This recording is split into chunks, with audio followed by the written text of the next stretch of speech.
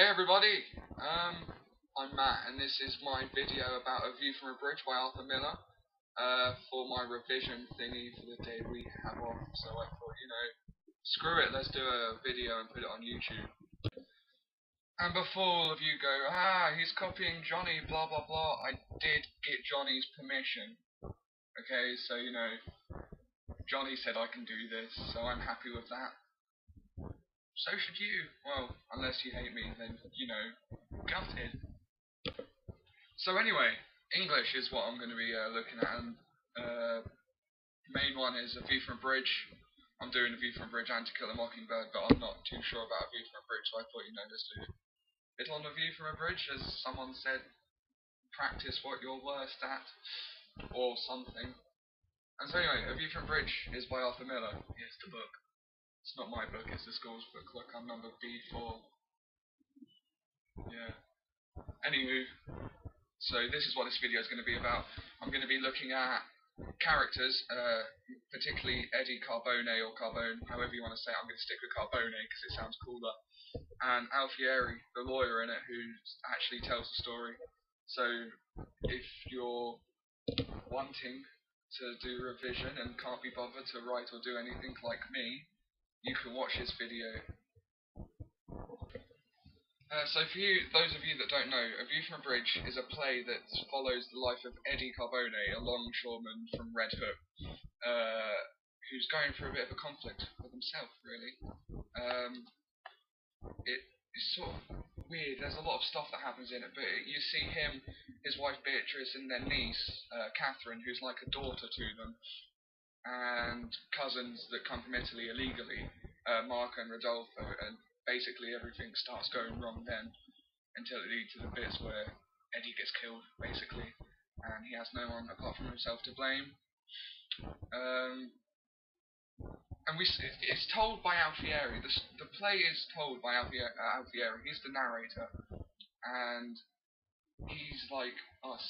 We are Alfieri. We're seeing the play. We're seeing this drama unfold, and we make our own decisions about it. We come to our own conclusions, and basically whatever Alfieri says is 99.9% of the time what we're saying or thinking, and the other 0.1% is what we're then thinking because we're copying Alfieri, which is quite clever. It would actually be a lot easier if I just read out the introduction that's in here, but that would be copying. So I'm not going to. But if you want to revise, read the introduction. Trust me, it's actually quite good. It tells you about Arthur Miller. He was born on October the 17th, 1915 in New York. And that was a reference to Mr. Gent there, because he always says New York, which is quite cool. Oh yeah, Mr. Gent's my English teacher, those of you who aren't going to Swabacy, and Mr. Gent's like Stephen Fry almost, he's pretty cool. Good English teacher. And then it tells us about why Arthur Miller wrote this, how he's seen it, why he wrote this, what inspired him, blah blah. And also if you go onto the internet and you Google Arthur Miller, A View from a Bridge, it will tell you a lot of stuff.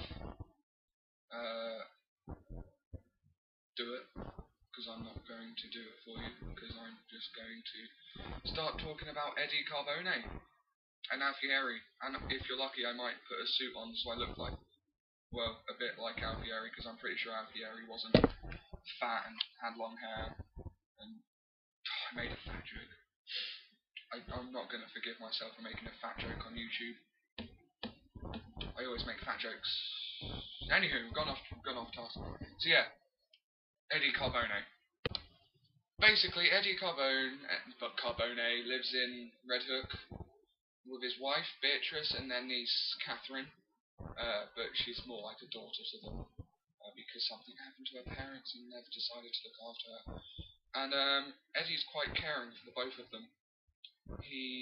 When Catherine gets a job, she says, "I'm going to go out and work, Eddie."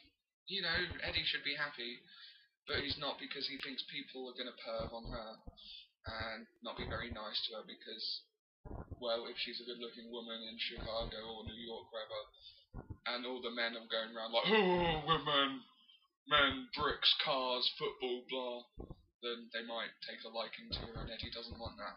Now, this is where we first kind of see Eddie's feelings towards Catherine. Not as one as a father figure, but as something more. No other way to say this, but incest. It's not quite clear here, but towards the end of the play, it becomes more quite clear, and I'll talk about that later. And also, Beatrice, he's quite caring for Beatrice as well, like he wants her to be happy and stuff. And that all goes down the chute as well. For the record, I said shoot. Shoot. SHOOT, nothing else. No swearing in this video. This is just a quote to back, well, not quote, it's a bit from the play, just to back up what I just said. Eddie, listen, B, she'll be with a lot of plumbers and sailors up and down the street. So what does she go to school for? Catherine. But it's 50 a week, Eddie. Eddie, look, did I ask you for money? I support you this long. I support you a little more. Please do me a favour, will you? I want you to be with different kind of people. I want you to be in a nice office, maybe a lawyer's office somewhere in New York in one of them nice buildings. I mean, if you're going to get out of here, then get out. Don't go practically in the same kind of neighbourhood. He's pleading for her not to go there. He doesn't want her to go there because he knows something could happen and that he'll end up losing Catherine, which he really doesn't want to do. And so this is his way of saying, no, you cannot go. You will stay. But later on, he actually goes, all right, go to work. She looks at him, then rushes and hugs him. And blah, and he holds her face away from him to look at her. What are you crying about, Eddie says. Catherine, sitting at her place, bursting out, I'm going to buy all new dishes with my first pay. Which shows that this is Catherine's way of trying to repay them for being good parents, or uncles and aunties, whatever you want to say. So yeah. The argument between Eddie and Beatrice as well about this whole Catherine going out and getting a job thing kind of shows to us that everything's going to start going downhill, because later on Beatrice says, Eddie, when am I going to be a wife again? Which shows she's not feeling as loved as she can be or could be, and she feels outloved by someone, and that someone is Catherine, because the relationship between Eddie and Catherine is incestuous. I can't say the word, but you all know what I'm on about. Incest. Ew. And basically, Eddie fancies Catherine. There's no lying about it. He doesn't know it. It's subconscious and it's sort of hidden in here. But it's not here yet. It's not coming out. It's not Catherine, I love you. It's not coming out like that yet. And it does sort of happen later.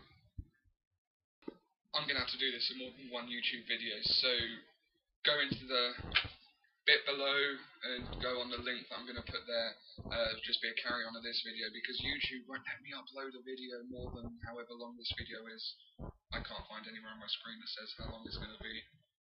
So unless you're bored already, click on the link below, and then we'll still be talking about Eddie. And then I might have to do another video about Alfieri. But yeah, thank you for watching part 1. Part 2 coming up.